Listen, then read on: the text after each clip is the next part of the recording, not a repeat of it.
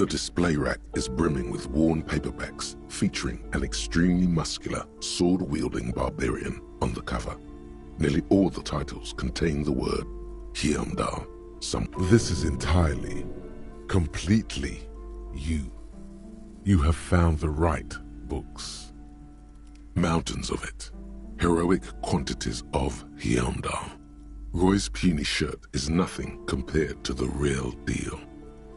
Rows and rows of Hyundai men blur your vision. You make out some titles. Man from Hyundai and the Mammoth Riders. Man from Hyundai, Return to Hyundai. And the solipsistic Man from Hyundai and the Hyundai Man. Maybe 100. Man from Hyundai and the sages at the end of the world. Man from Hyundai and the false god. Man from Hyundai and the scorched earth. Man from Hyundai, the Hyundai colonies. Man from Hyundai and the swamp beast. Man from Hyundai and the snow crabs. Those snow crabs are worse than they sound. Not even close. Man from Hyundai in hell. Man from Hyundai and the forest of slaves. Man from Hyundai under the lake. Man from Hyundai, Hyundai burning. There's even The Trial of Death, a pastoral combat game book set in the world of Hyundai Man, and so much more. A twinge at the back of your head makes you flinch. Your eye starts twitching. Your hand reaches toward a book with glossy cover art of the very muscular Man from Hyundai in chains, kneeling in front of a staircase leading to a throne. A woman sits on the throne, leering at the man. Between the throne and the Hyundai Man lies a bonfire, casting shadows on the wall. The shadow of the woman's headdress looks like a pair of devil horns. The title reads, Man from Hyundai and the Devil Woman. Especially those leering types who seem to wear nothing but an armored bikini. There's also some sort of a snake lizard beast slithering around her abdomen, chest, shoulder region. The display rack before you is burdened under piles of Man from Hyundai novels.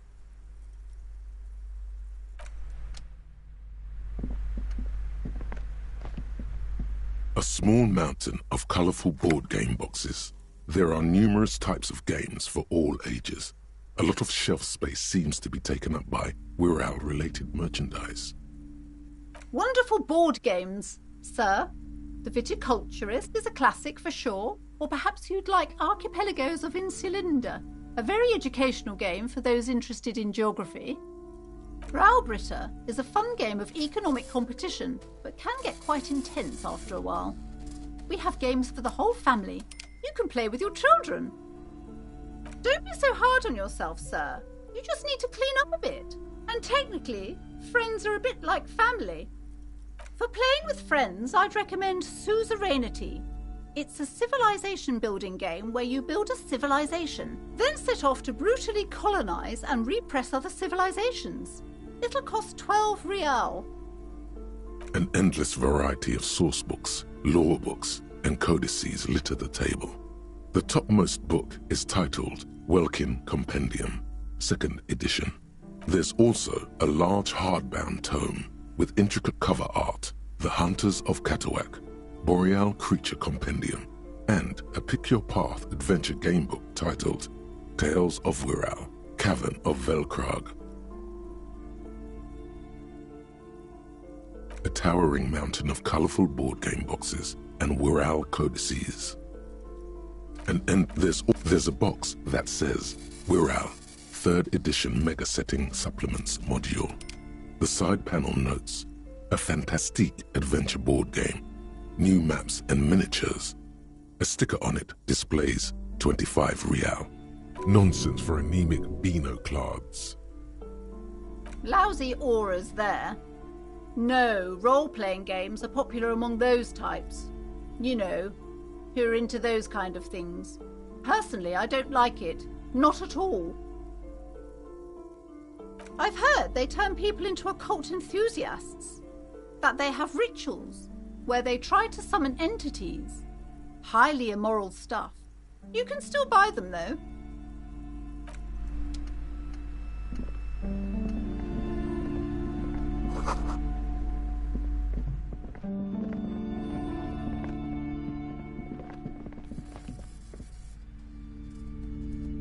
These shelves are overburdened with books from the same series. You see the name Dick Mullen over and over. A couple of spook novels hide amidst all the detective books. Thrilling tales of spycraft and derring-do. Oh, crime, robberies, murders, even sexual crimes. We're fortunate to have Dick Mullen and his stories to sort all that out. You're a police officer, apparently. You should buy all of these. They really do teach a person how to be a proper detective. Sex crimes did pique your interest, but still, this Dick Mullen person only gets your pleasure centers down. Crime fiction is a disgrace. An asinine misrepresentation of the physical attributes of the arduous everyday work of actual police officers. These books greatly overstate the excitement of police work, glossing over how long it takes to actually follow up on leads and eliminate dead ends. Furthermore, they have no idea how hard it is to simply remove a body from a tree. What's more, they completely ignore the psychological hardships of year after year coming into contact with people during the worst days of their lives. Not a single mention of all the stress this work creates upon the officer's family. Detective fiction just doesn't tell the truth at all. Now, would you like a list of all the books found on the shelf? You see Dick Mullen on the job. Get Me Mullen. The Stalwart Adventures of Richard P. Mullen. Dick Mullen and the Murder in the Orchard. The Sordid Affair of Dick Mullen. A killing is declared. Dick Mullen in the Murder House. The Final Case of Dick Mullen. An Obvious Lie. Dick Mullen in the Clock Tower. The Ordeals of Dick Mullen. Dauntless Dick. Dick Mullen's Funeral Pyre. The Murder of Dick Mullen. Oh no, turns out he faked it to solve a case. Yes, there's also The Dame Who Did It. Farewell, My Mullen. Faking death seems to be a common trope in the Mullen series. The Morbid Tales of Dick Mullen. A dark tide turns. Tragedy calls for Dick Mullen. Another one with fake death. And, of course, Dick Mullen, the murderer. In order to catch a murderer, Dick Mullen must become the murderer. After all this, you still haven't found the answer to the one question that matters. Who is Dick Mullen? Your attempt to grasp at the answer fails. It seems very close by, pulsating just out of reach.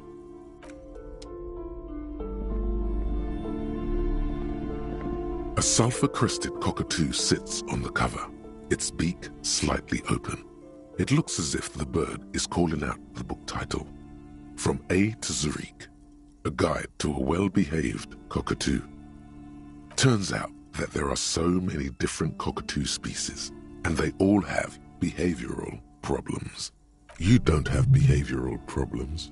That's garbage. You're cool. It's a must-have if you own a cockatoo. I've heard they're quite capricious.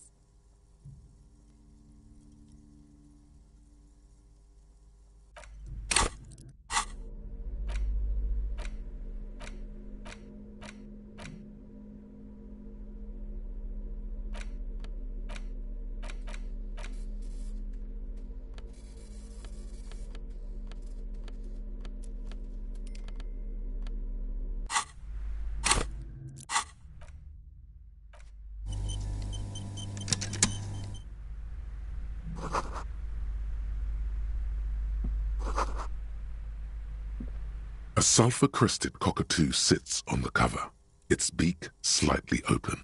It looks as you wait for the storekeeper to be distracted. When she's not looking, you haul the tome of cockatoos into your pocket. It's quite a challenge, but eventually, the guide to the cockatoos is yours. Splendid effort. The plaque on the shelf reads, Biographies of Famous People. You see a large variety of names, none of which ring a bell. I would say... The Greatest Innocence. Yes, most certainly. It's an important educational tool delving into the depths of history, religion, and their relation to innocentic power. A very influential historical figure. But surely I don't have to tell you that. You're a law officer, and law officers have at least some education. The book is also very daring. The author aims to re-examine the universal understandings of the innocentic system, creating a fresh vantage point and a shift in the tired order of things. Perhaps for a layman, deep analysis is necessary to peel back the multi-layered meanings. Certainly, it's prudent for a person to have at least an elementary understanding of history and society. Imagine the chaos we'd be in otherwise. You feel like you should get this one. Definitely. It's important somehow. There's something personal inside. Browsing through all the books with all their names makes your head spin. None of these seem important or relevant. It's all just vapid egoism. Suddenly, a particularly odd title catches your eye. It reads, High-Speed Love, the tragic true love story of Jacob Irv and Alfie Delatraz, by one Cecilia Averbrook. High-Speed Love chronicles the romance between two of the finest tip-top tourney racers in history. One of them is the madcap driver, Jacob Irv. His blonde mane graces the cover. Next to Irv's life story, you see a slim biography of an Occidental rock star called the Anti-Star. He's famous for shooting morphine into one of his eyeballs and cocaine into the other. Next to that, Revacholian radio personality Guillaume Bevy stands in front of a rundown drug den. He's a permanent fixture on Channel 8, reporting on real-life crime and ruining cops' days. I really must insist you buy one of the books. Reading them is not for free. Do still browse, though, but not too long. I'm sorry, I did not mean to rush you. You are browsing. Go ahead. Take your time. Time is commerce. Several maps have been attached to a bulletin board hidden inside the alcove. They're held up by small pins. The board has come loose from one corner. The maps look old and faded. Your eye catches a map of Insulinda, a map of Revachol, and a map of Martinaise. This large map displays archipelagos. You see a constellation of small dots on the light blue emptiness of the Insulindic Ocean. The largest in the northeast is La Caillou. You are here. Another, far away in the southwest, Seminese Islands, Ile de Fantôme. Ozon, Laurentide, Fas à la Mer, Archipelagos, North Arcade Islands, all just specks of dust on the vastness of the Insulindic. On the edges of the map, the color fades into a blur of dotted lines, black and white. In the northeast, a dust mite stands on the north coast of Caillou, in a bookstore. It's you.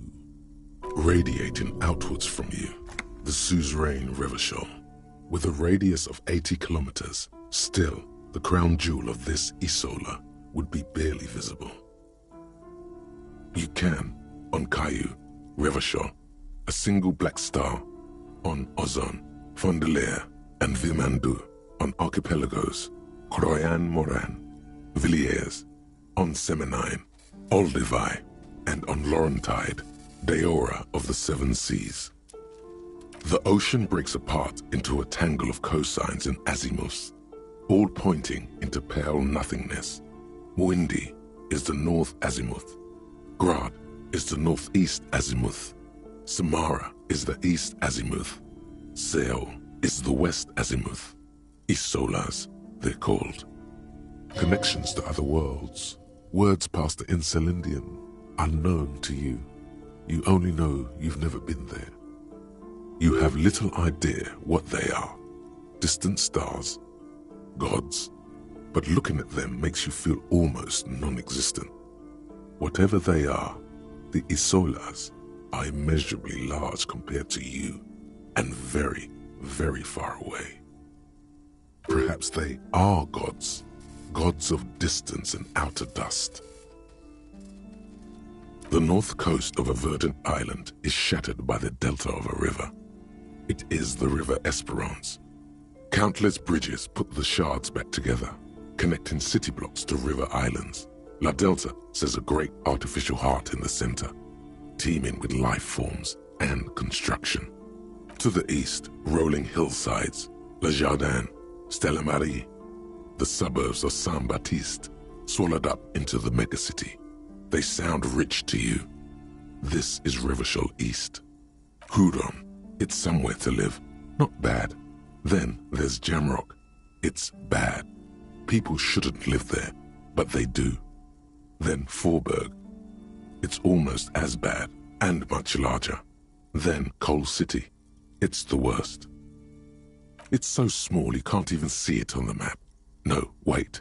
There it is, north of Jamrock, the strip of coast next to the Greater Rivachol Industrial Harbour.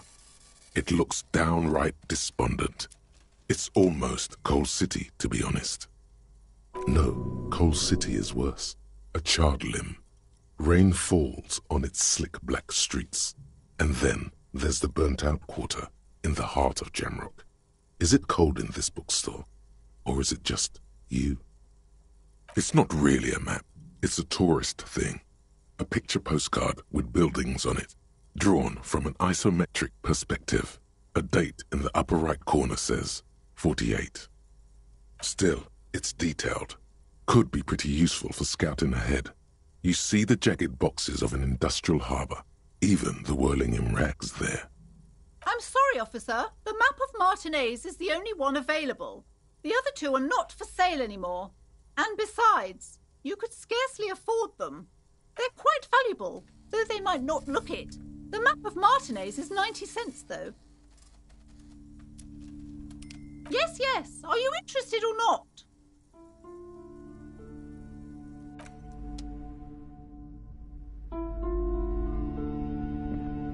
This bookstore is not strictly about crime, romance, and biographies of famous people. There's also a wide range of paranatural literature. Sir, please, no browsing in that shelf. That wisdom is not for free. I can't have you end up, like, opening a police store next door and stealing my customers. Oh, no. Amidst the various books, you find one written by someone named Matthias W. Dundas. It's about wholeness, unity, balance. The point of the book, and many others on this shelf, is to give people medicinal advice in situations where they don't have access to paid health services. It serves platitudes, while also telling everyone that traditional medicine, the kind people don't have access to and which costs more than this book, is garbage and would only give you cancer anyway, without even curing your cold or anything. Wholeness, unity, balance, on the other hand, can basically take care of anything. Though it is important to note, when it's up to your mind to heal yourself, then it's because of your mind that you're ill in the first place. It's your own fault if you're ill. Got it? The book features chapters on topics such as how to find magnesium. It even lists plants you can harvest magnesium from. How to continue drinking if you're an alcoholic who has destroyed his liver. And there's even a chapter on the ancient Seraïs tradition of using duck gallbladder preservatives to treat and prevent sexually transmitted diseases. Pre- and post-factum apply. Nothing worth buying.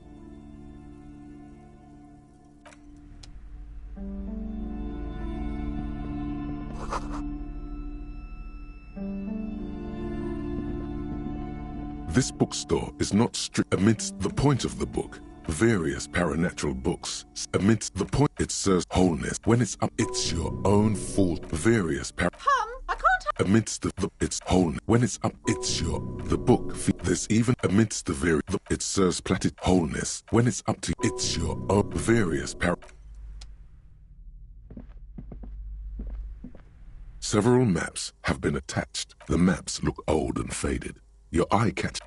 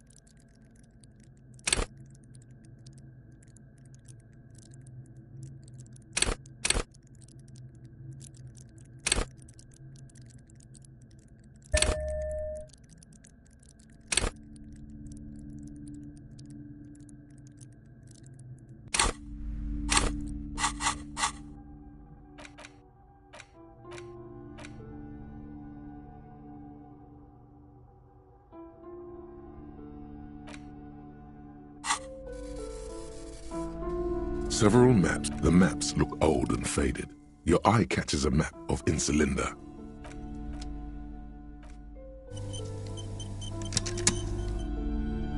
Several maps. The maps look old and faded. Your eye catches it. Slowly, you move your hand toward the map attached to the board. Before you even reach the map, you're interrupted. Perhaps not. It's against RCM policy to defraud small business owners.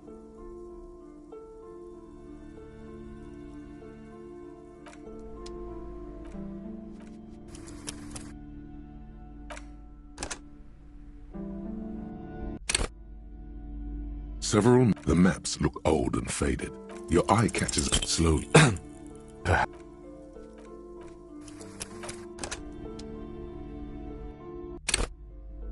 Several. The maps look old and faded.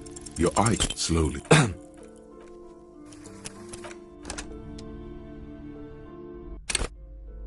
Several. The maps look old and faded. Your eye. You peek at the storekeep, waiting for her to be distracted. When she's not looking, you deftly rip the map off the bulletin board and pocket it. You're now the proud owner of a map of Martinez, which, to be honest, did not even cost that much.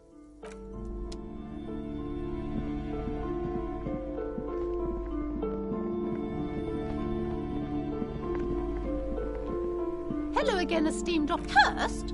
Who said that? Annette?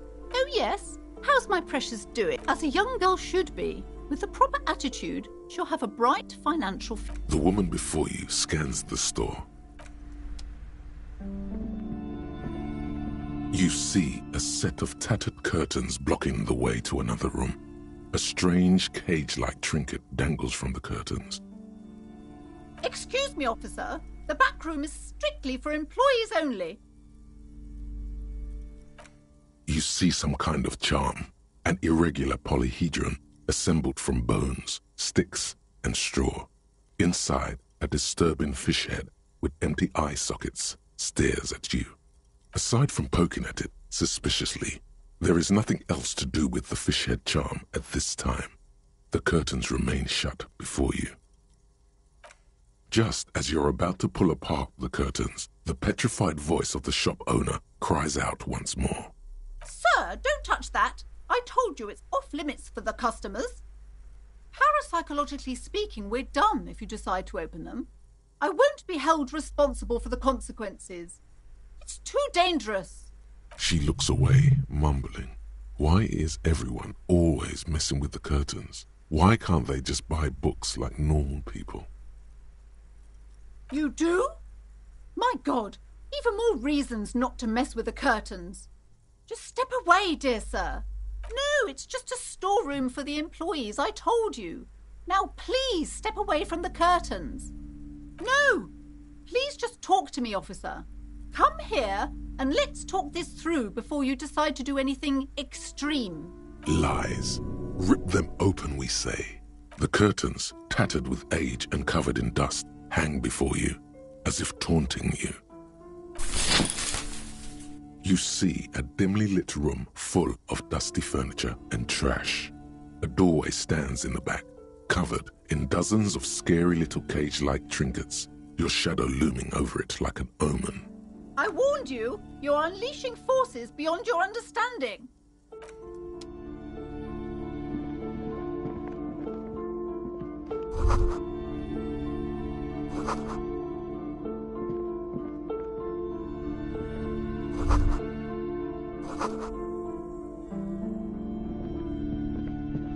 A heavy door with a missing handle stands before you, covered in dozens, if not hundreds, of little oddly shaped trinkets and charms. It appears to be locked. What if you just break it down? That's right. Take in your surroundings. You need to have a solid ground and a proper posture if you want to succeed. Steady breathing, solid core. You've got this. With one shoulder forward, you're ready to smash into the door like a battering ram. The room is dimly lit and littered with old barbershop rubbish, but the path to the door is clear. It's made of a solid block of wood, but it has stood there for ages. The hinges are old and coated with a carmine layer of rust. It should be doable.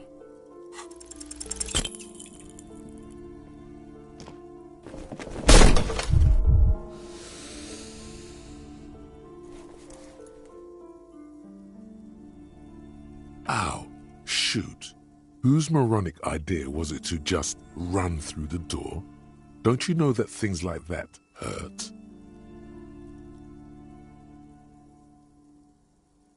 Are you alright? This looked pretty intense and painful, I must admit. What is going on there? Are you really trying to break down the back door? I warn you, don't tempt the spirits, officer. Don't tempt the spirits, or you'll damage the holy wards on the door. It barely looks like you've done any damage to the door, however. It's still locked and closed, covered in dozens of little charms and trinkets. Only an echo. No one is there. A hollowed-out, dark echo. Only a hollowed-out, bent metal, broken glass. Your path lies strewn with the broken forms of everyday objects. You are the destroyer, the bane of inanimate matter. Kudos.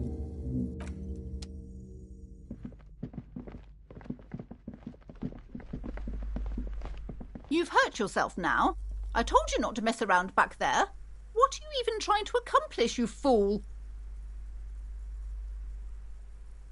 You're only making things worse. Stop it. Be compelled to look at the books. Go to them. Cursed? Who said that?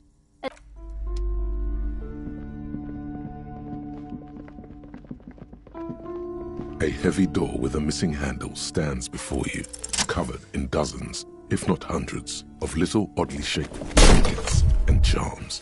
It appears to be locked.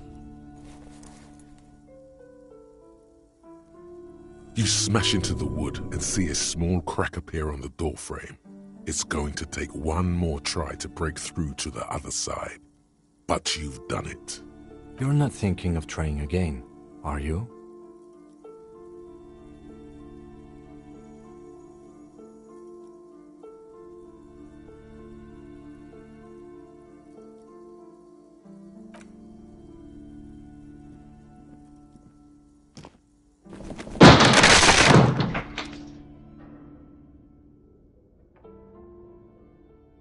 What is this place?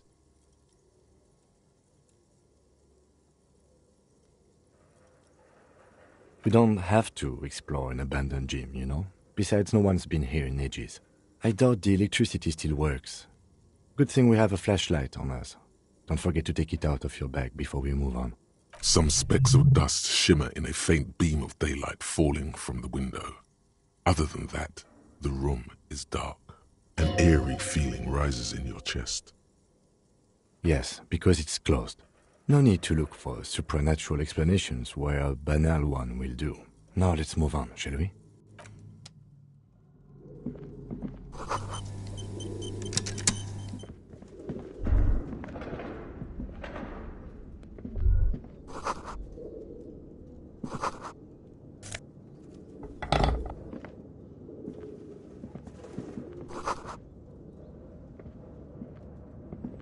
A barbell lies on the floor.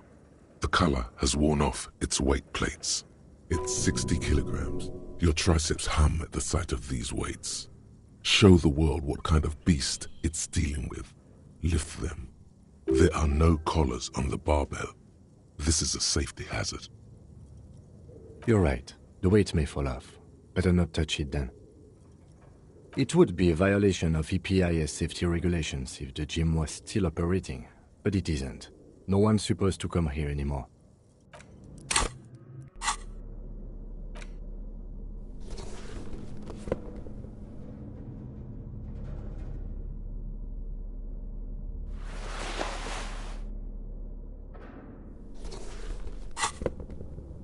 The barbell waits patiently on the floor, like a dog for its master.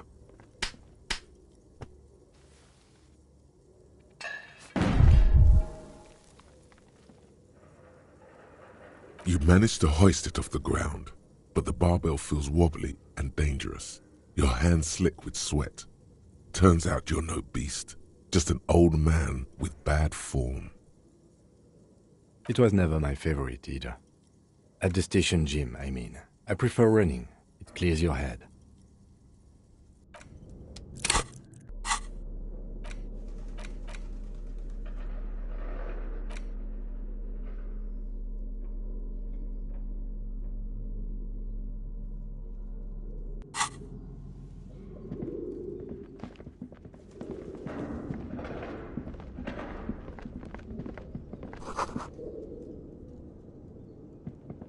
It's dark. And the flashlight works a lot better if you hold it in your hand. Yes, you might even call it a feature of the universe that you need to hold tools to use them. I'm sorry the fundamental laws of the universe don't seem to agree with you, Detective, but the fact remains that it's too dark to see in here without a flashlight. So come on, we've got work to do. Some areas are inaccessible without your flashlight. After you've acquired it, go...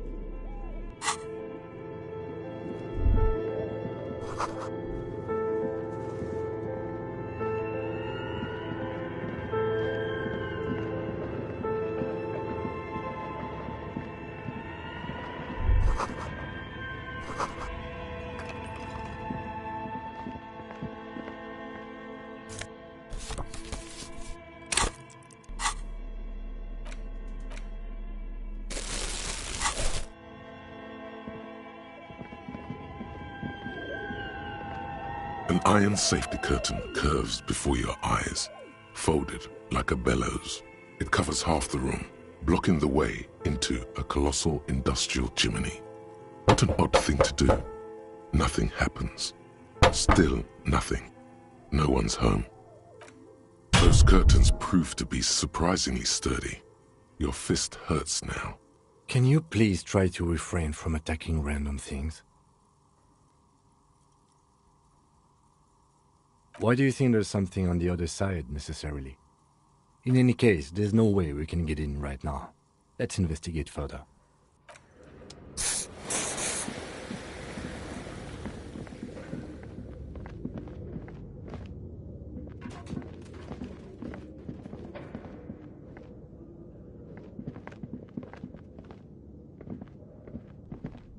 Your flashlight slides over an old green chalkboard covered in scribbles, sketches, and schemes like some ancient cave mural.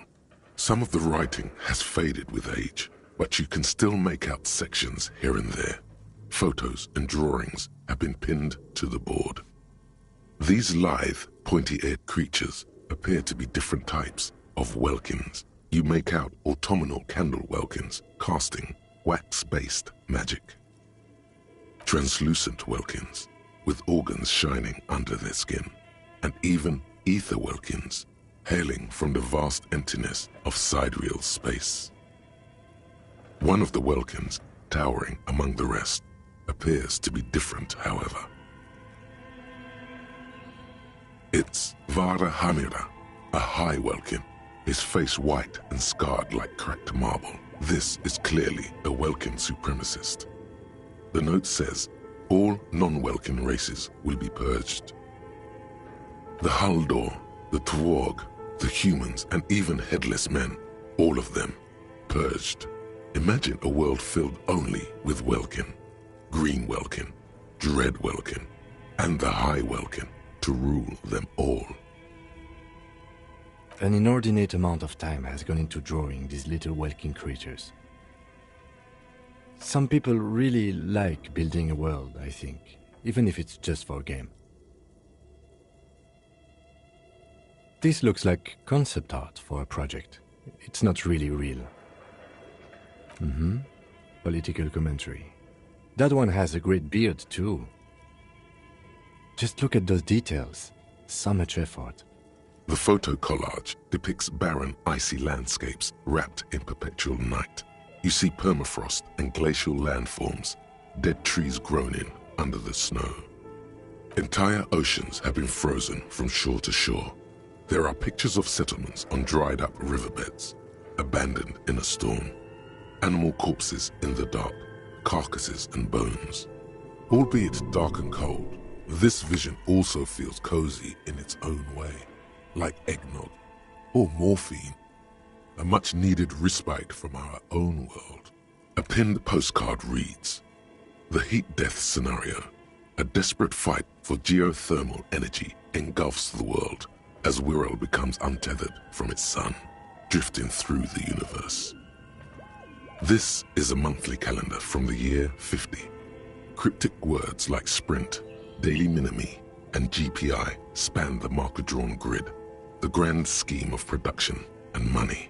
It looks a bit like an academic calendar, only much more brutal. So much pain. Back pain, neck pain, headaches, carpal tunnel, chest pain. No gym membership can make up for working in this manner. As time goes on, the numbers in the boxes grow rarer and rarer. The board becomes an empty snowfield in the final days. Only failure and regret dwell in this region. Looks like they didn't make it. A note in the bottom left corner of the chalkboard says, "See the prod schedule filament for details." The handwriting is only partly legible, but you can still make out 3 slogans: Call in, Tune Out, Wirral Untethered, and Heat Death of the Universe. The full text reads, "Heat Death of the Universe is the new black." Another note says, "The biggest advancement in role-playing systems since the 30s. Outside, a cold wind wraps the building in its bosom. Snowflakes in the wind. An old woman passes what the locals call the doomed commercial area. She tries hard not to look at the bookstore windows. It's unwise."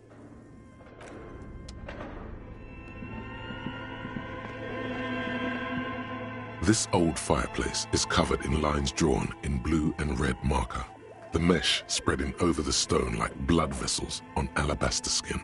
It looks ghostly and strangely ancient. Radio frequencies, it seems: UKV 123.6, UKV 123.7, UKV 123.9. Some written notes, too, sparse and cryptic. Unclear. It looks like a cardiovascular system split into veins and capillaries. Very advanced. You think so? The web is comprised of radio stations, all lead back to one red heart, titled The Game Master Frequency. A note says, this one can listen in on any station it wants.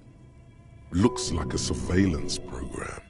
They must have had massive airwidth. These things don't come cheap. Someone very important. The leader of a massive on-air game built by these people. Whoever decides to call in to a call-in station, it looks like. A list of names under the stations suggests people across 6 Isolas would be playing. Muindi, Insulinda, Kotla, Grad, Samara, and even Ilmara. There's no way a little basement studio working here could pull anything like this off. My God. It's as if the less money they had, the more ambitious their project became. Exactly. This schedule, I know doom when I see it. The company was running out of funding. Nothing. It's just lines on marble. An echo from times long gone. No one has used the fireplace in ages. This appears to be some kind of machine with a cube-shaped heart and a wired framework. The keyboard has a rectangular on-off button. A piece of paper still hangs from the printer. A radio computer. Just sitting here without anyone inside. What he means is that these things cost money. Why would anyone just leave it behind? This is the Ream Civic radio computer, model RC5120, equipped with a Feld mainframe and a Ream-compatible printer. We have one of these down at the station, but I never really learned how to use it. The machine lights up like some prehistoric animal stirring from its slumber, revealing fluorescent play and print keys on the keyboard. The hatch on the machine's central compartment is wide open. It's empty like a beehive without its brood. Some cables have been left dangling, disconnected. The filament you have would fit perfectly inside the compartment. Nothing happens. Something's missing. There's no tape in the player. Nothing happens. Like a smooth draw, the filament slides into place. On the keyboard, the play key starts blinking. A bar of fabric right above the keyboard starts producing a soft hum. The sound of static seeps through the machine's planar magnetic driver. Oh no. It was already glowing and now it's also making a sound. It's probably some alien CO-like technology. The static gets louder, slowly filling up the abandoned hall, until a voice speaks out, crackling and old, cutting into the air. Good morning. Fortress accident en rue de Saint-Ghislaine. This is East Insulindian Repeater Station 1. Please repeat. Is this the production schedule? Yes, I am alive. I am 74 years old and my name is Yvonne. Now please repeat. Is this the production schedule? She repeats passwords. Programming people are all paranoid. They are merely cautious. It's my job to protect their filaments as a password repeater at the East Insulindian Station. I work as a repeater at the East Insulindian Repeater Station. It's my job to know where you are, Fortress Accident. As for me, well, I am sitting in my cubicle, surrounded by a wall of radios. On an island on the river Esperance, a small woman, all skin and bones, sits in a room filled with audio equipment. Thousands of tiny lights are reflected back from her prescription lenses, like stars in the dark. Now please tell me the reason for your call, Fortress Accident. Fortress Accident is the company on whose name the terminal you are currently using has been registered to. One moment. Fortress Accident SCA produces revolutionary interactive call-in radio games. That's what the catalog says. Any other questions? The filament you have inserted into the reader. Yes. Is that the production schedule? If you are unsure, could you please take a look? Open the hatch on the compartment. Don't touch the wires. A current is running through it, but the core is safe. There's a filament inside. I need to know what it's called. Good. Please repeat the password. I am contractually obliged to protect the privacy of the filament holder, Fortress Accident. Without filing a warrant with Lintel, I cannot give you access to these filaments. I'm afraid we are not doing that, unless we want to wait for a month. Now, can you please repeat the password? No. Still no. Received. I will register this login attempt. That sounds bad. A login attempt. Something a criminal would do. Don't worry. Passwords have a way of turning up sooner or later. Fortress accident. Is there anything else I can do for you today? Thank you, and goodbye. Tiles on the cube are still smoldering, casting the framework in a soft glow. Fluorescent play and print keys shine on the keyboard. The filament slides out of its glowing nest. Okay, what do you think is going on with that computer, chalkboard, and fireplace? Yes, that is the question. Like he's ready to lay out a fine theory, crafted together like a puzzle box. It looks like one of those popular pen and paper role-playing games, only these people were trying to automate it, make it work on radio computers. Utter madness, he thinks, as a compliment. Through call-in stations, none of the players have to be physically present. Anyone in the world can participate in the game, as long as they have a two-way radio. Then there's the Game Master frequency that listens in on the smaller call-in stations. I think that was supposed to coordinate the stories, functioning as a master of ceremonies of sorts. His fascination has swept aside other concerns for the moment. He's a little hooked. Coordinating so many games would take a whole switchboard of people, possibly divided into sub-frequencies. Not to my knowledge. They make automated games in Grad, Messina, Königstein. You know, places with industry. But I don't think anyone has attempted to create an inter-isolary game before. We just don't have the technology. Indeed, those Welkins are a dead giveaway. Role-playing people love that stuff. The world looks like a modified version of the WeWorld board game, with hit death thrown in. No idea. They stopped filling out the schedule on the chalkboard. Indeed, it's ambitious and untethered from reality, but it's too late for that, I'm afraid. Okay, let's keep moving.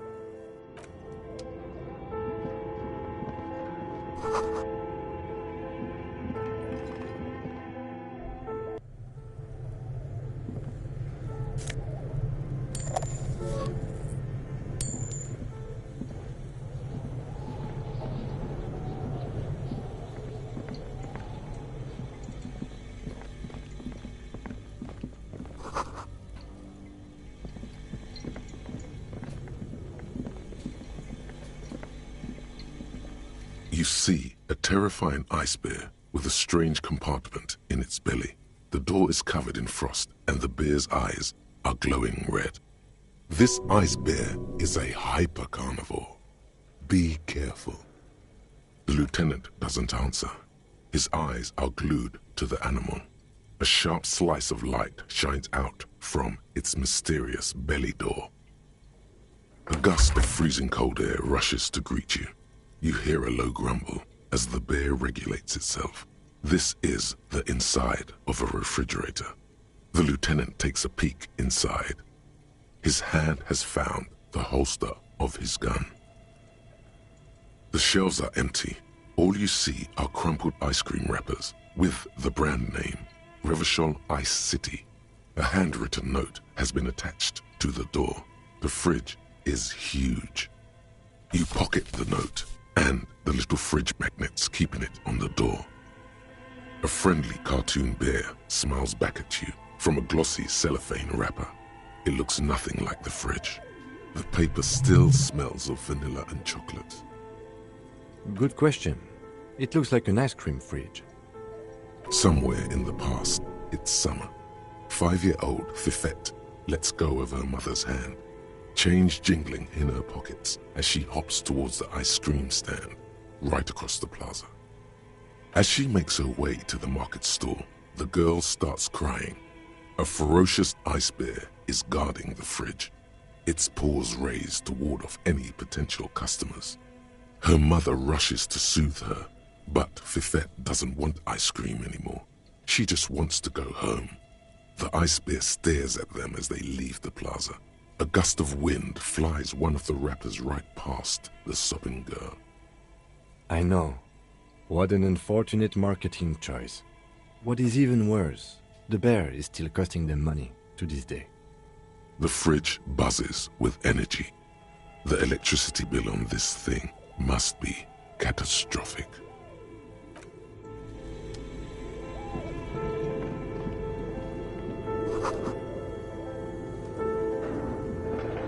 A thick layer of coal dust covers the furnace, coloring it pitch black.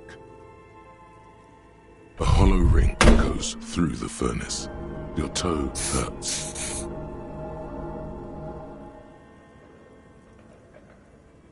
It's dark and grimy here. In the darkness you can hear chatter. It's coming from above. A voice or several voices talking to each other. Near the smoke chamber, upstairs.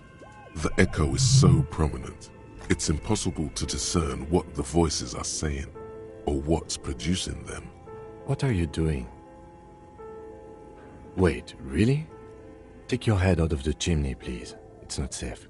It feels safe to know that the lieutenant's got your back, now and always. Looks like it. Looks like an old central furnace used to heat the building. It's connected to the chimney. No one has used it in ages. No signs of any recent fire. Only dead rats. A lush layer of coal now covers your skin, sinking into the wrinkles. Your hands look ancient. Maybe you could paint something with this coal. Leave a cave painting for future archaeologists. No, that would be stupid.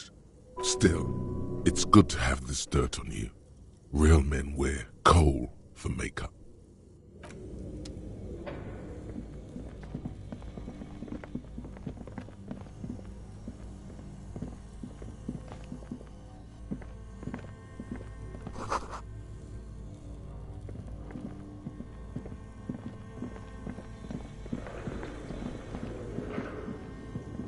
Thick layer of coal. It's dark. The echo is so prominent. What are you doing? Wait, really? Maybe it's coming from behind those safety curtains we saw upstairs. We should ask the lady in the bookstore what's going on with these curtains.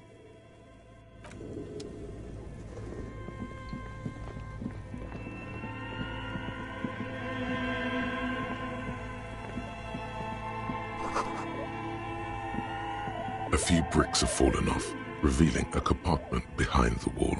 It's too dark to see in. Seems like an old bunker from the revolutionary period. Look at all those rifles. Must be an old weapons cache. There is, yes. And there also appears to be something inside the hole. Interesting. Do you want to take a look? Your hand reaches deep into darkness and spiderwebs. Rummaging around, you find rusty rifles hidden away. Are these any good? Most of them are rusty and inoperable, like the rest, but one catches your eye.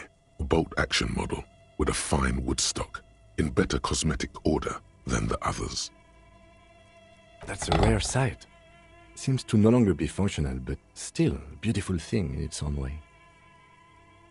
It means there are firearms, albeit inoperable, still lying around in Martinez. It's an interesting coincidence, I would say. Might come in useful in the future. He likes this find.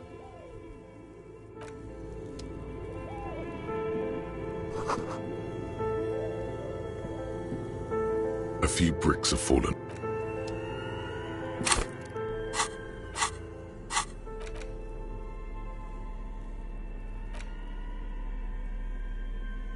The note is written with a blue pencil on a piece of lined office paper. The kitchen magnets have left spots on its surface. Does it say anything interesting? This is tangential at best, but the lieutenant's detective instinct is still active.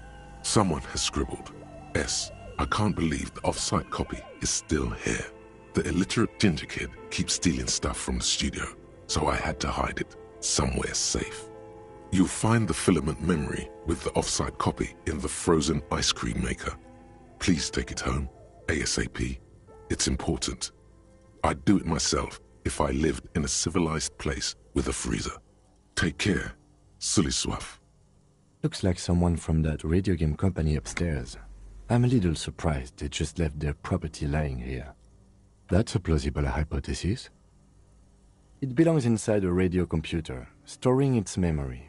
It's like a tape. You listen to disco tapes, right? It's like one of your disco tapes, only for a computer. It's like the production schedule you found. Only this one's an off-site copy. Really? You don't have a single guess? Oh, I'm sure that child would love to get his hands on the filament memory. Even if he doesn't know what to do with it, he'd probably try to pawn it for speed, based on our encounter. I don't know. I assume it's somewhere close to the iceberg fridge. A cockatoo is a parrot with an erectile crest, found on the Seminine Islands and in southern Fas a la Mer. Known for their intelligence and general precociousness, cockatoos are popular birds in aviculture. However, they often exhibit various behavioral issues. This book talks about the delicate nature of toos, as well as introducing some of the most popular species among the bird enthusiasts. The funeral cockatoo, the major majestic cockatoo, and the most common bang-bang cockatoo. It's colorfully illustrated. Where to even begin? All cockatoos are known for their needy natures, requiring attention for at least 2 full hours a day. They love to talk and have been described as lovable clowns who just don't know how to wrap up. Pet owners also report moodiness, loudness, and hostility as recurring issues. If left unsatisfied, cockatoos may scream non-stop, pluck their feathers, or become aggressive. It is not recommended to get a cockatoo if you're not able to cook them food every day and give them the full care that they need. These birds will never understand that you have a life of your own. You're right. Cockatoos are magnificent creatures.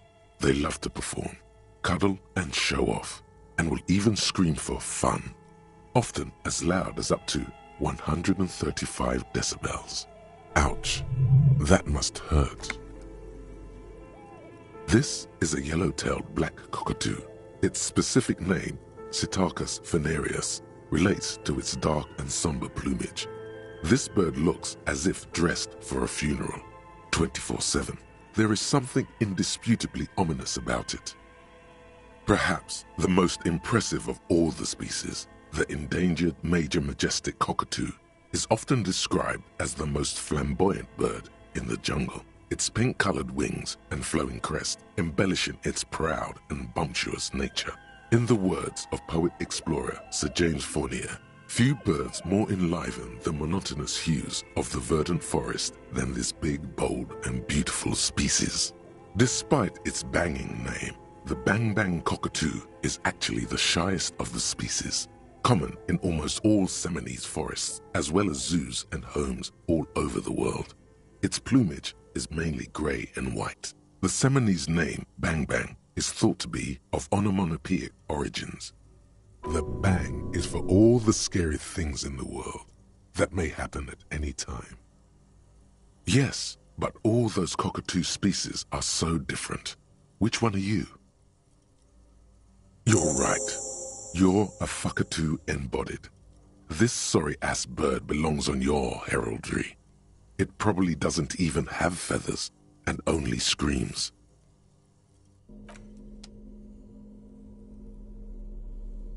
The worn map features the patchwork grid of the streets of Martinaise, with directions to appropriately touristy locations. Year 48 resides on the upper right corner.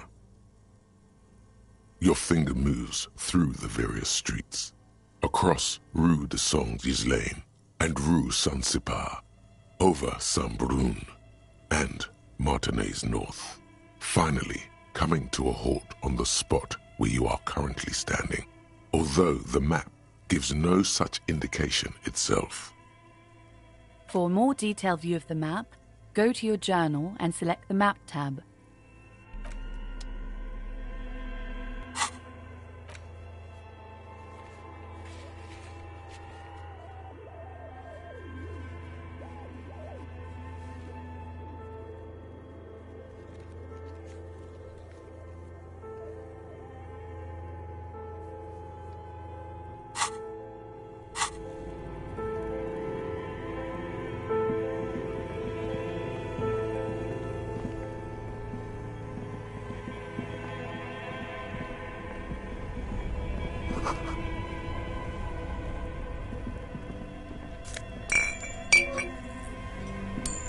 This orange machine is buzzing like an old submarine.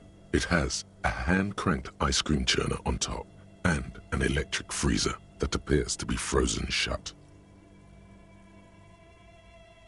Turning the crank feels oddly satisfying, like stirring your childhood dreams.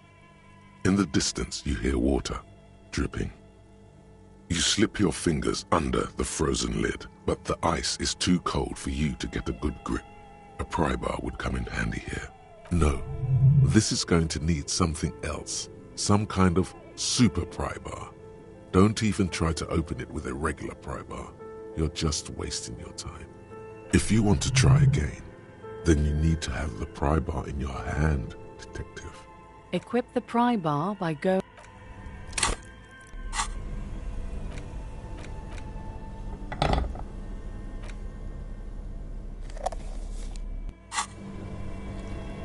This orange machine is buzzing like an old submarine.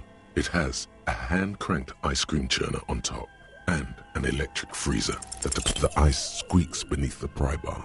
You think you've got the bar jammed in there pretty well. You see the pry bar's metal handle. Yeah, well, that's a good pry bar. I'm not criticizing it. But this ice cream maker is frozen shut. It takes an advanced tool to get it open. I have no idea, officer. This ice cream maker isn't important enough to requisition a special tool. Sooner or later, you will stumble upon a tool mighty enough. Then we will know what's in this mysterious ice cream maker. Two cables are plugged into the breaker box. The red one leads to the ice bear fridge, and the black one to the ice cream maker nearby. Something close to you dies with a soft electric purr. Why did you do that? The lieutenant raises his brows, but doesn't say anything. The electric distribution board now has one cable missing.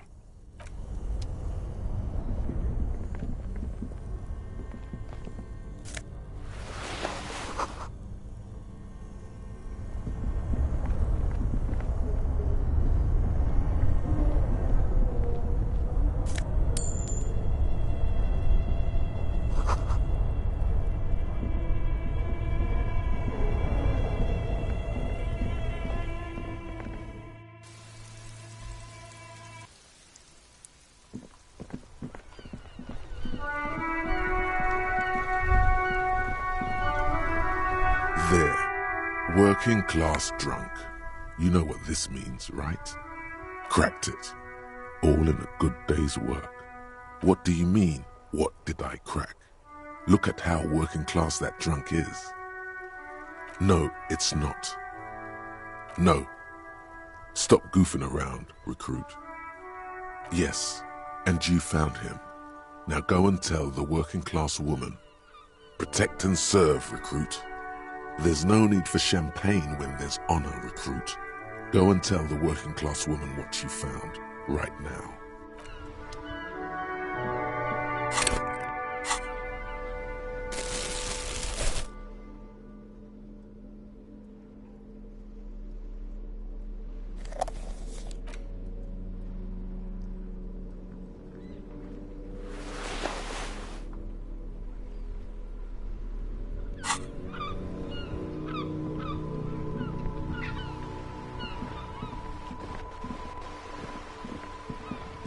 Vigilance officer, what can this old carabinier do for you?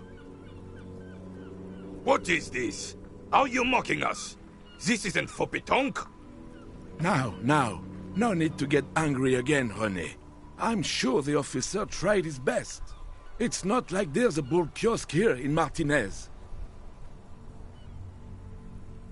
The best, huh? This isn't even a bull. But fine. I guess you did attempt to right your hooliganism. Consider it forgiven. It's a Bell McGrave. 4.46 caliber. Breech loading. Revachol made. Good weapon. Accurate and reliable. This one's inoperable. The bolt spring is missing and the mechanism is jammed shut. Still a beauty. Where did you find her? I'm not surprised. There are probably lots of forgotten wartime weapons lying around here. Back in the day, everyone had something stashed away. As for the rifle, I don't know what else to tell you. These BM-446s are an antique. No one uses them anymore. The ammunition is impossible to find.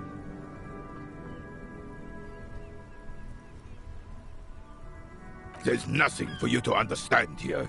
It is not her death you are investigating. Absolutely not. She died of pneumonia in her bed at the age of 79. This is highly usual. Revachol Fair of 91 in the Faubourg district. A parade was held to honor Guillaume Le Lion's name day, and the Carabineers marched in the place of honor. This was the happiest day of my life. I was 22 when I returned from King Guillaume's Akira operation in the south, and found my sweetheart in the arms of this wretch. I won her back, but while I was dealing with some issues. You were like a dark cloud sucking the joy out of every living thing around you. And you hurt her. Those days and memories are gone. The old soldier says nothing, but when his glance quickly runs over Gaston's face, there's an odd look in his eyes.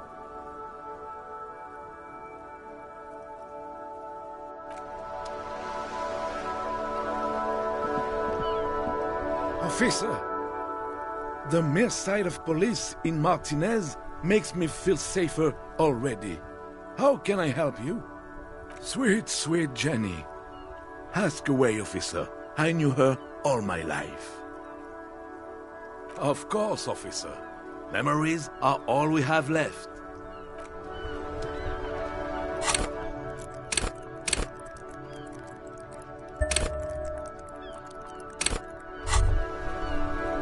Hear that? Magnesium. That's what you're lacking. The lack of magnesium has you slouched. The magnesium levels in your blood are dangerously low.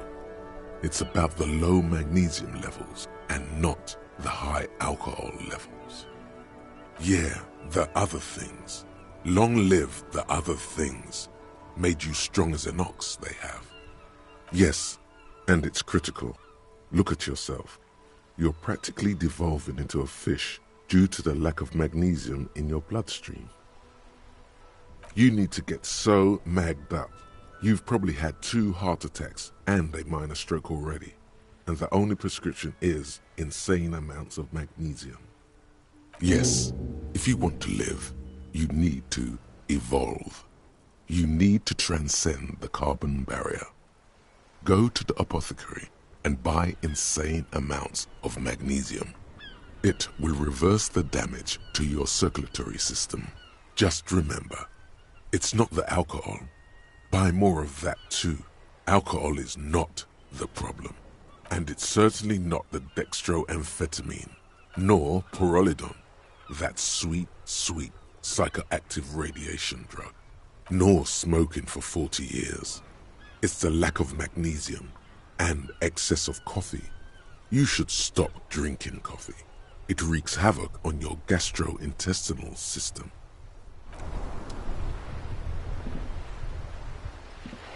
Vigilance officer, what can this old carabinier do for you? All you observe is a veteran refusing to let go of the past and his old uniform. This is not uncommon. This is the uniform of the Royal Carabineers in service of Frissel I, Guillaume le Lion, and the valiant King Philip V before him. Don't you mean Frissel the Fan? You do not speak his name, Craven, although he was a clown. But he was our clown, ours to ridicule and to mourn. There's something you missed. You'll get to it. Don't worry.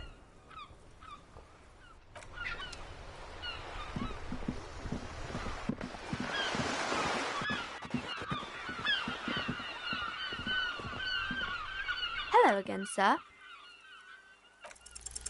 The girl keeps her hands folded, hidden. Why is that? What do you mean, sir? She looks around anxiously. Her hands remain folded in front of her. She doesn't want to show them. The lieutenant stands by, looking at the two of you with little interest.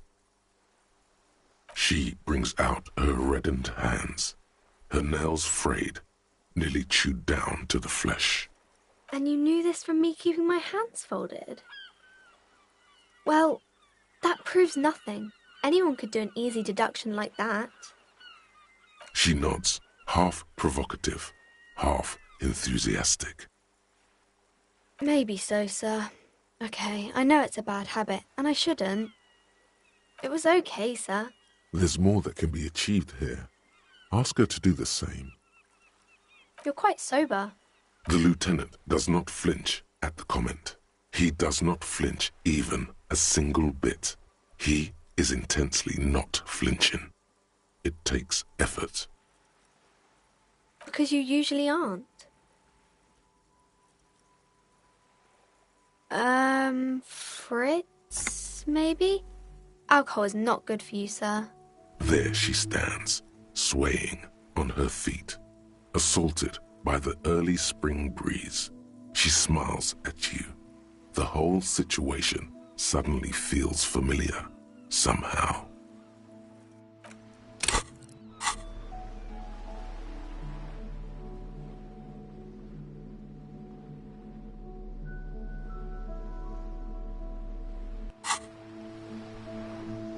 Hi, Ace Detective. Are you here for more books? Because you know each other. She's been talking to you so openly because you've talked before. Yes, I stand in this spot all the time. You've been running around all week without your shirt on, sir, apologising to everyone. I don't really understand what you've done wrong. Of course, you've stopped by a few times. You certainly look better than the last time I saw you. No, you don't have party eyes anymore. Party eyes. Yes, of course. That makes sense. I'm not surprised children have seen you running around with party eyes on, he thinks. Not at all. You know, like a cat in the dark, all big and wide-eyed. It certainly looks odd on a man. The swiveling eyes of a loony drug addict. That is what she meant. You were probably gurning too. Fuck yeah. You should get some party eyes right now. Snap those sequins on you, boy. Oh, baby, that's not what you have to worry about. Worry about the important thing. I didn't know I had to do that. I'm glad I could help you, sir.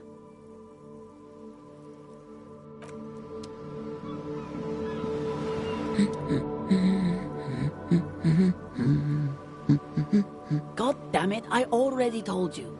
My husband isn't missing. Very well then. Where is he? Excuse me? Right, 'cause working class women come with alcoholic husbands. You know what? You were right. I do have an alcoholic husband. Although not that one. Ha, blam. Knew it. I did, and he is. He's also an alcoholic. No, he's not. Or maybe he is, I don't know. He's probably in the park or in Shamrock somewhere, drinking with his friends. I haven't seen him for... Well, to hell with him.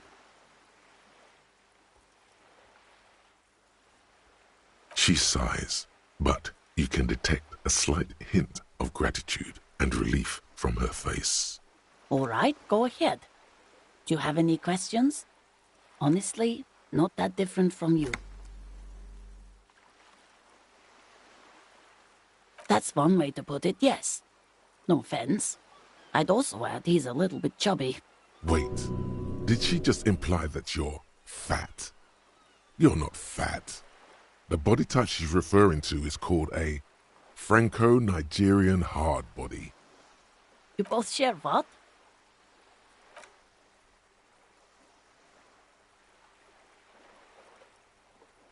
What else? He was wearing a dark brown leather jacket with a bright blue inner lining. The lining is hand-sewn. I made it myself. It's his cool jacket. God knows it's too cold to run around in this, but he refuses to change. Who cares about the cold when you have your cool jacket to wear? You can completely sympathize. I even tried throwing it away once, but he just dug it out of the bin. Can you believe it? Well, what can you do? I hope that at least that extra lining helps him keep warm at night.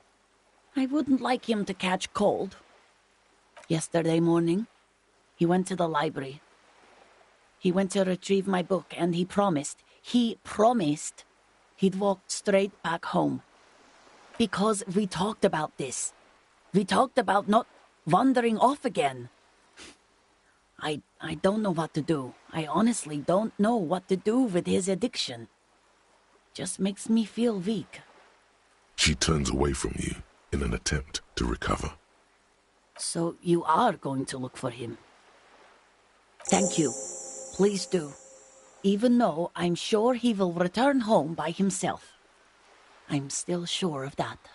I'm sure he will too. When he does, would you let Precinct 57, Kim Kitsuragi, know? I will. Of course, officer. As I said, it's probably nothing. Excuse me? I don't know. The most talkative one? The what now? No, you're not. Don't think that. You're the cockatoo who offered to find my stupid husband. Let's leave it at that.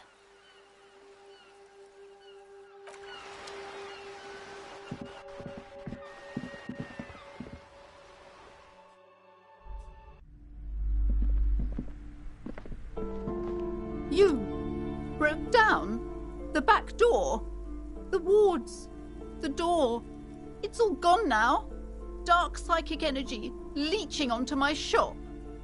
I suppose it's all over now. I guess there's no escape. Just a door? This place is cursed, Detective. They don't call it the doomed commercial area for nothing. Just look at the sheer amount of companies that have failed in this house. I hope you're happy now. Happy that you've ruined everything. Now that you've broken the door, the curse is coming to get me as well. Host Almighty, she prays, guard me and my honest business venture from the curse that lurks behind the door. Blessed be your name. Of course you didn't. You're nothing but a policeman. All right. You know what? I'm willing to let you investigate the doomed commercial area. We are set on the path. There's little else to do. Her facade has dropped.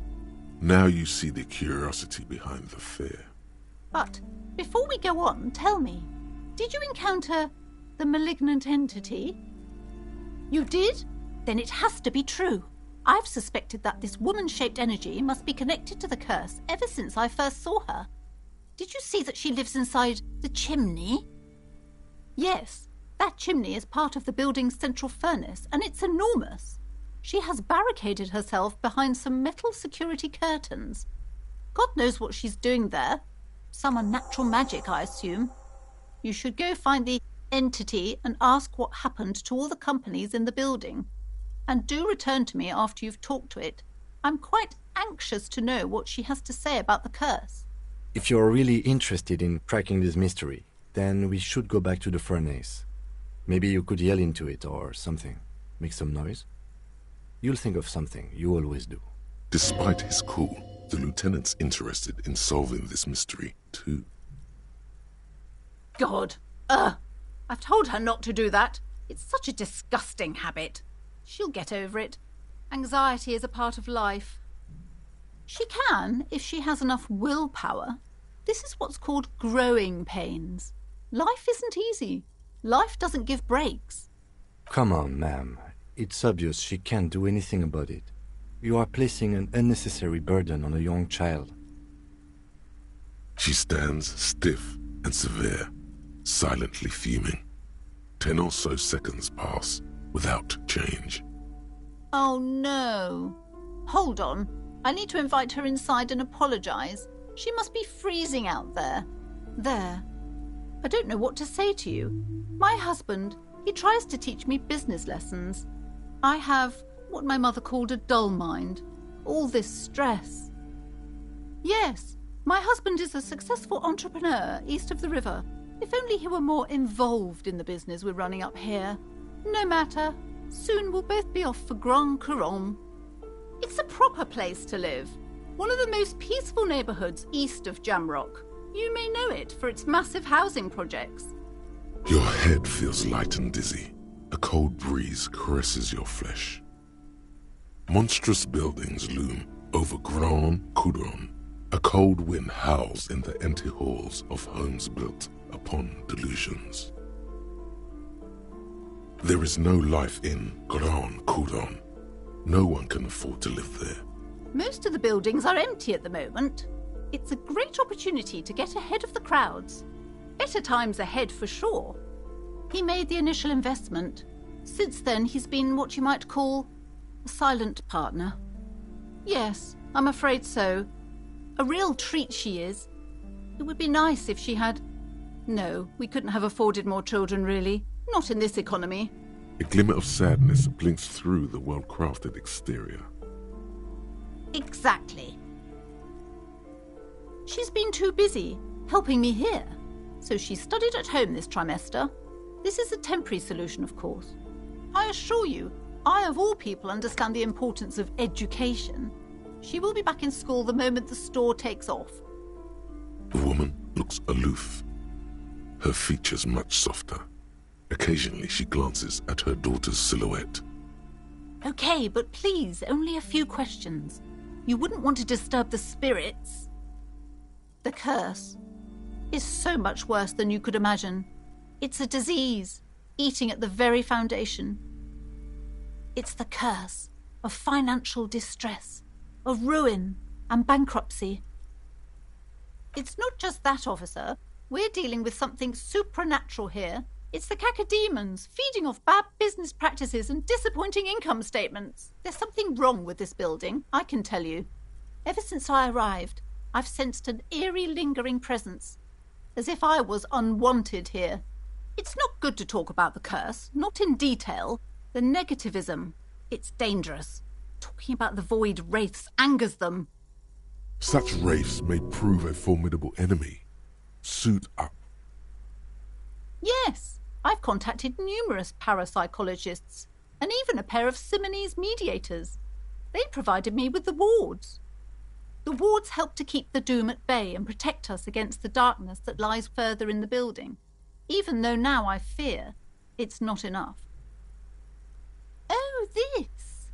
No, it's a special Himian amulet, blessed by desert pygmy shamans, with a spell of compulsion. It's to compel people to buy books. There are numerous spells cast throughout the store. I had the books anointed with a different inducement spell, for example.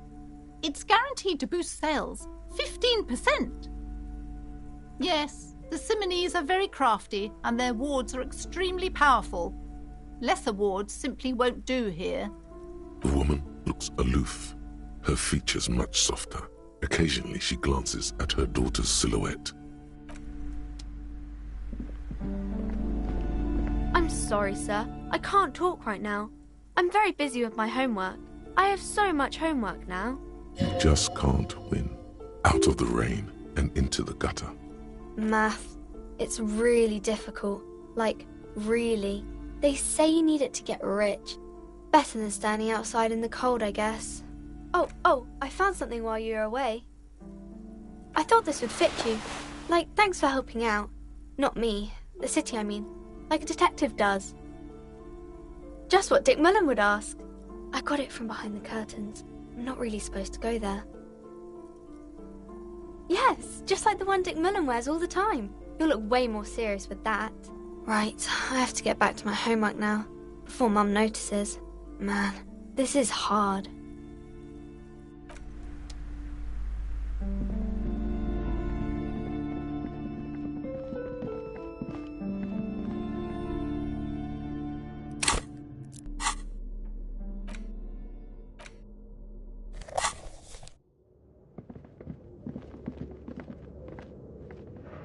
The barbell waits patiently. The barbell waits patiently.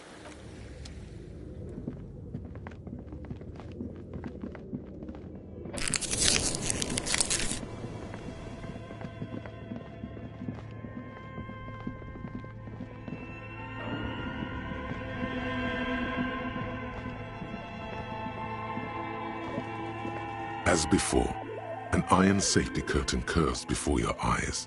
It covers half the room, blocking the way into a colossal industrial chimney. This is directly above the central furnace in the cellar. The voices probably came from here.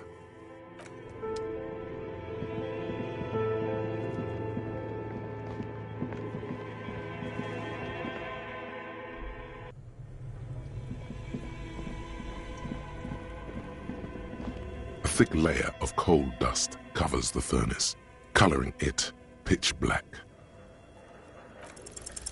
Something breaks loose in you.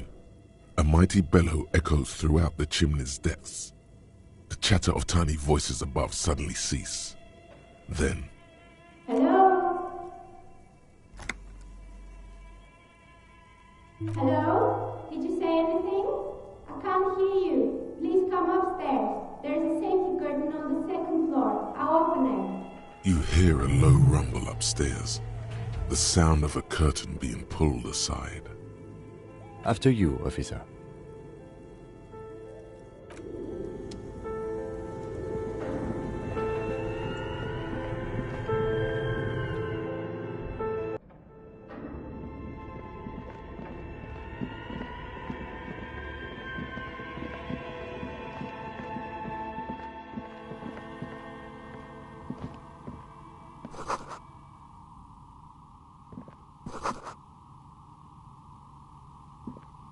Hello, I'm Nia. Did you try knocking on my window? I must have missed you. I've been listening to my Milius. So what kind of die are you looking for? She's got a direct view to the backyard. You should interrogate her about the lynching. Yes, Amelia is like a call-in station. You need a two-way radio to access one. That's why I have these. Mostly, they just teach you to swear in different languages. But some of the stations can be quite interesting. I was so absorbed, I must have missed you knocking. Then how did you get inside? By the south entrance? You know what? It doesn't even matter.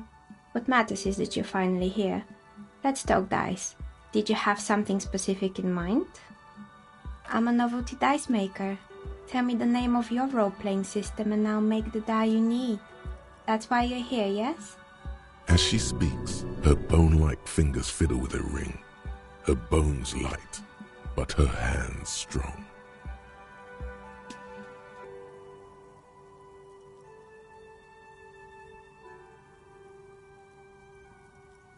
Very good. My rate is 10 real per set, unless you want something really unusual. Take a look around and see if there's any particular stone you want to use. How did I become one? It was a business decision. I was a regular jeweler at first, but that's an unfocused field with too much competition. She doesn't let it show, but there's anger in there. She doesn't like jewelers. Thinks they're a mob. Some of my friends were role players. They asked me to make some polyhedron dice out of cobalt. That was my first order. I grew it from there. Not especially. I like working with rare materials and a steady pay. And role players as customers? They're nice people. Nothing really. I didn't know him. The lieutenant looks at his notebook, then the woman under the large window. Your window looks directly onto the courtyard.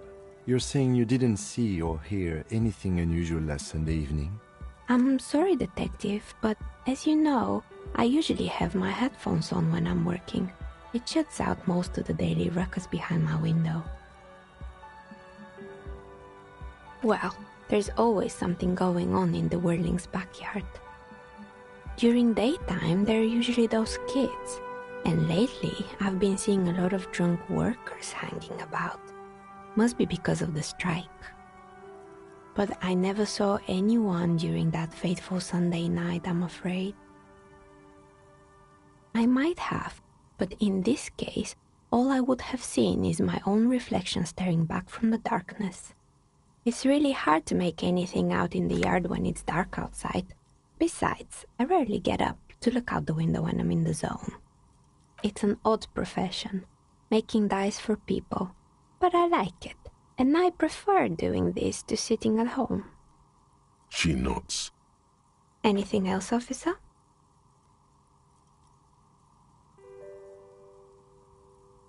We're inside the chimney of an old central furnace. It's strange, I know. But when I arrived here, all the other rooms were taken, so I had to build myself a makeshift home. Besides, I don't really have to pay any rent here, so that's a plus. Creative. When she arrived here, there was no room anywhere else.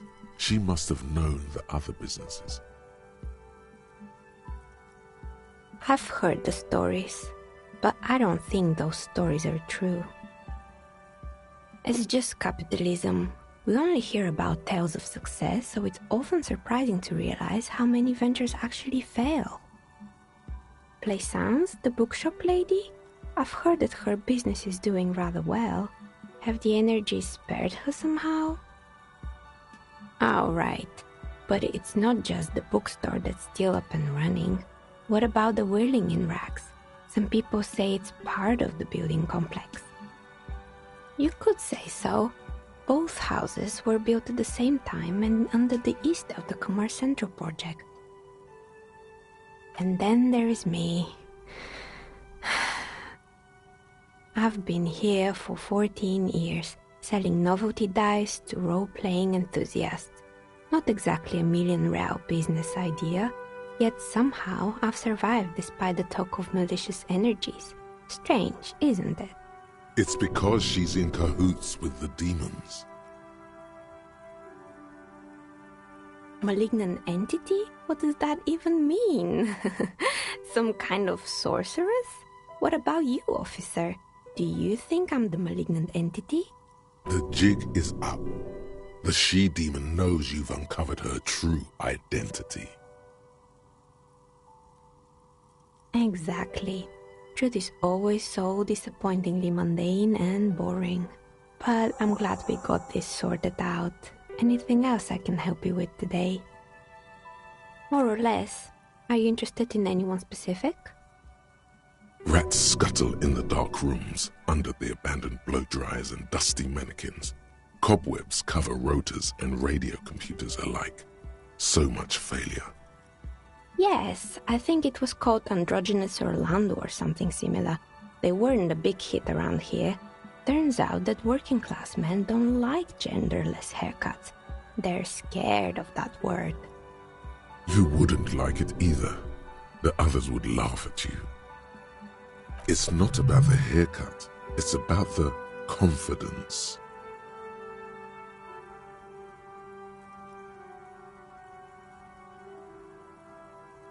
You're right. It looks like you haven't let anyone near your hair in a long time. It wasn't merely a gym, it was Artemitep's boxing club, a community project created to steer at-risk youth away from drugs and crime. A kind man from Zemsk. I heard he had some trouble with the law when he was younger, and that's why he wanted to start the gym, as his way of giving back. Kuno. Who's Kuno? Oh yes, you mean the kid with the sailor's mouth. Yes, I've heard him yelling profanities in the backyard. I think it would take more than a gym to help that kid.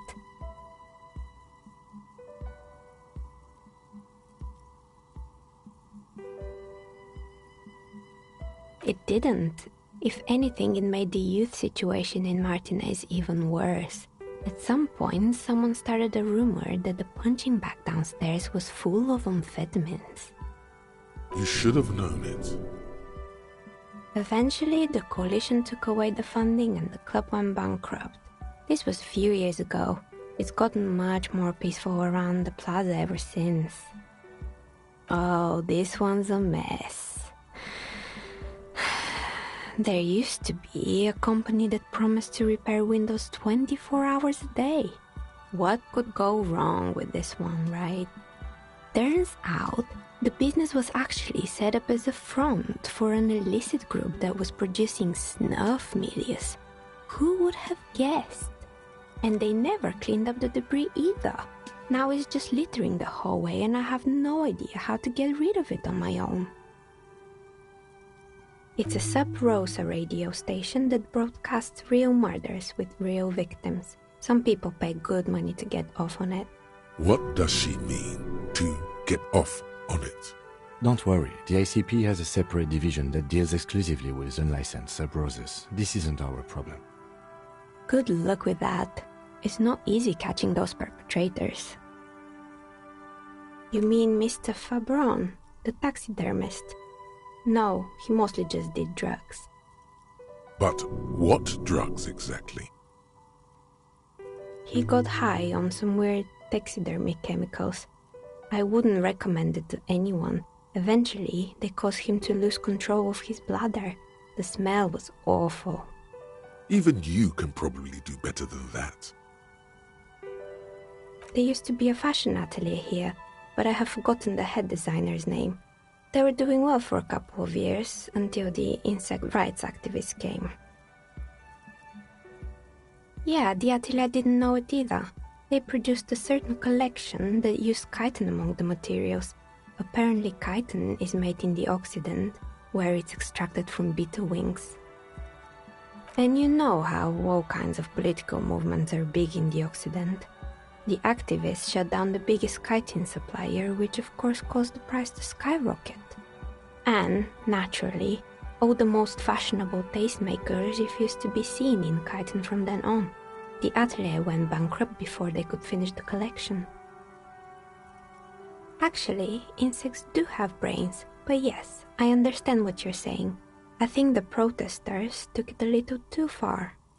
As she shifts around, you notice several dead flies on the windowsill in front of her. Legs up. They're not moving. Anything else?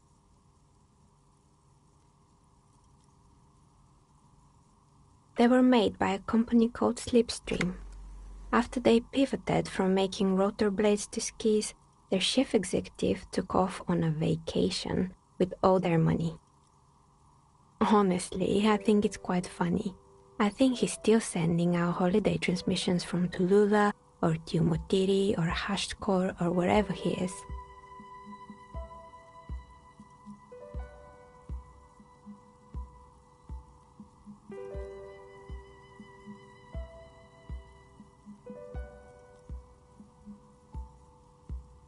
The usual, I imagine. That he's been thinking up all kinds of new business plans and can't wait to get started on them just as soon as he returns. Men like that are a curse. Sure, but Slipstream is history now. All their remaining assets got seized by the bailiffs in 47. I have no idea why those skis and blades are still lying around in the house. Not much use now, I guess. Maybe you could make a sword out of one. No, wait, forget it. It would take too long.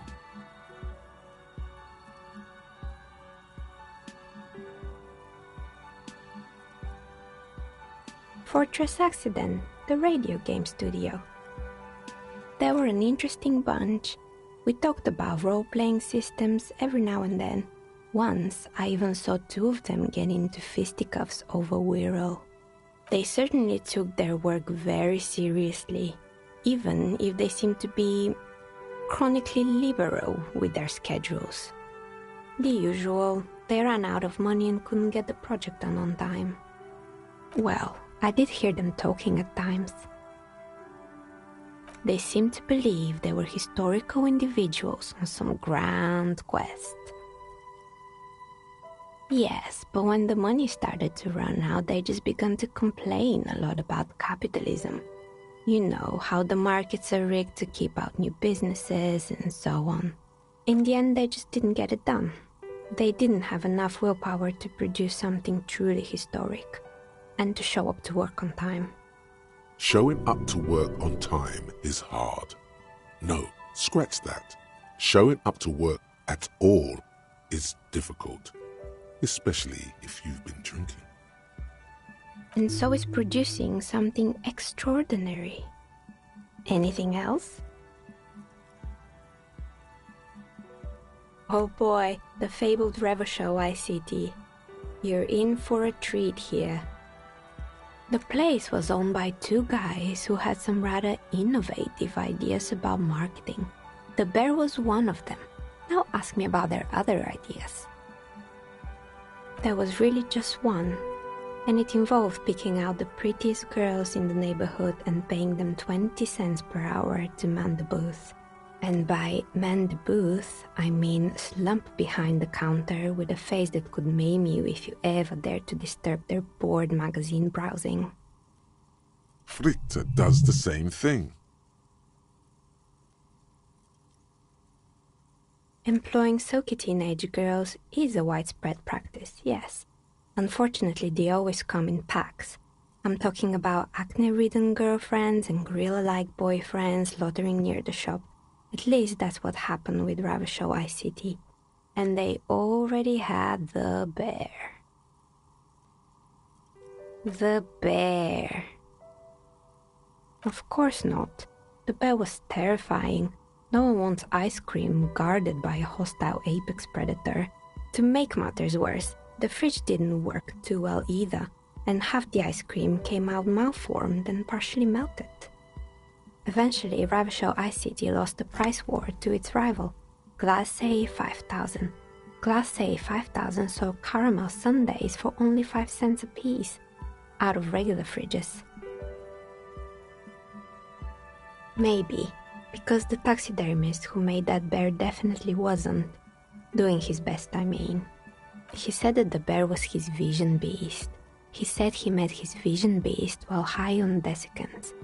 Called it Megatherion. Scary, but cool. Megatherion, a mega wild beast.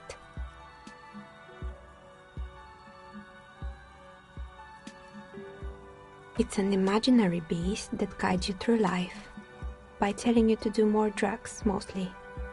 Maybe this wise and noble beast can guide you toward those amphetamines you've been craving. Do you? Well, good luck keeping it under control. Anyway, now you know the story of the fallen ice cream empire. Little sparkling embers under the window. Outside it's light. Light scatters from the low-hanging cloud cover. There's always the threat of snow. Anything else? Another failed business, perhaps? I've been here for a long time. Oh, right. I hope you didn't try to ring me. I think none of those doorbells work, including mine. I'm still in the middle of connecting the wires. Sorry about the confusion. You could say so. Both houses were built at the same time and under the East Delta Commerce Center project. That explains why you can call the whirling from the intercom, albeit I doubt that anyone responds. If the whirling is part of the same building, then it's part of the Doom commercial area. The darkness of this place is there, too. That's right. I haven't even written my name there. As I said, it's quite useless right now. It doesn't work yet. Right, it used to be a gaming arcade. This is an ancient failure, before my time. I'm not surprised, however. My advice? Don't base your business on a fad. Hypnotism, floriography, trick-track, especially pinball. Agreed. Pinball is the worst. It can't be true. They don't work here anymore. They've been gone for years. Are you sure it was Slipstream SEA? Was it a woman? Maybe it was Plaisance from the bookstore. Oh, right. But did this person say anything? Tricentennial Electrics? It used to be a major electric company 100 years ago. Are you sure it wasn't just some kids playing a prank on you? Whatever happened, keep your cool. It's probably better to admit that it was a harmless prank.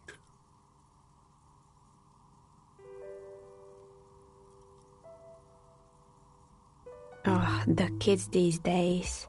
We were just one of them, and now they're terrorizing us. No solidarity. Sure, I'm listening. I'm pretty sure it's still the... Sure, I'm listening. Good. I hope it clarified things a bit. What else? A gust of cold air sweeps through the chimney. The stones and minerals on the shelves rattle as though agitated. For a moment, it almost feels as though you're outside the building, exposed to the atmosphere. Didn't we already talk about this? What are you talking about? My address is exactly the same. Rue de Saint-Guilain 10.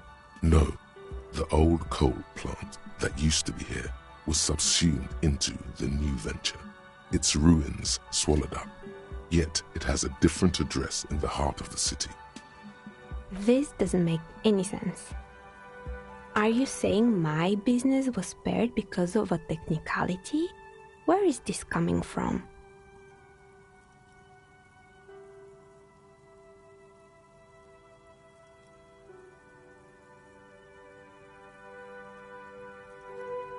And what? Does it mean that I'm safe from failure? She starts laughing, her fingers trying to rub away the exhaustion from her face. Do you know what this is?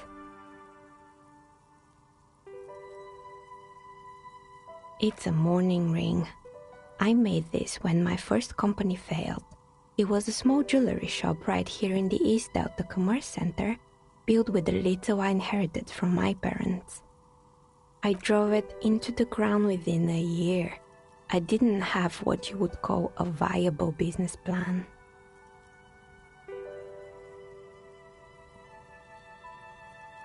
No, you're right. I didn't.